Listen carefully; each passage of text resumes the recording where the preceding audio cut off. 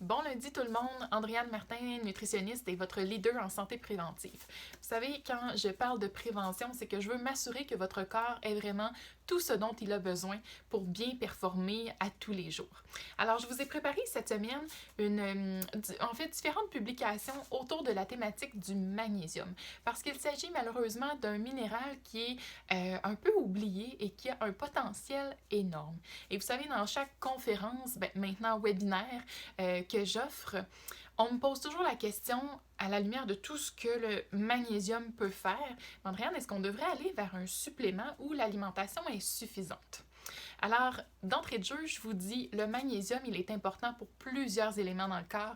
Le fonctionnement optimal des nerfs, des muscles, il entre dans la fabrication des os et des dents. Fonctionnement optimal également de la création des neurotransmetteurs, tous ces petits messagers chimiques qui s'occupent de faire voyager l'information, en fait, dans votre corps jusqu'aux nerfs. Donc, du magnésium, on en a besoin. C'est essentiel d'aller le puiser dans l'alimentation.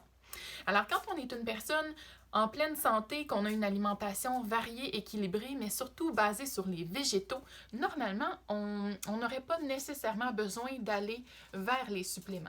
Toutefois, si notre alimentation est déséquilibrée, qu'on manque de végétaux justement, ou qu'on est stressé, qu'on a des signes et symptômes tels que de l'anxiété, de l'insomnie, des contractions musculaires qui sont un petit peu plus instables, ce sont des signes en fait qu'on a potentiellement une déficience ou voire même une carence en magnésium. Donc si jamais on décide d'aller vers l'option du supplément, ce sera très important de choisir un supplément qui combine le magnésium et la vitamine B6, puisque la vitamine B6 permet à votre magnésium, en fait, d'entrer dans vos cellules.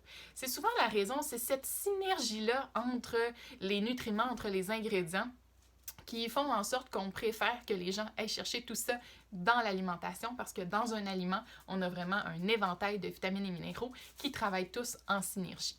Alors voilà, donc pour cette semaine, votre défi numéro 1 et pour les semaines à venir également, ce sera d'intégrer des végétaux à votre alimentation pour plus de magnésium. Bon lundi!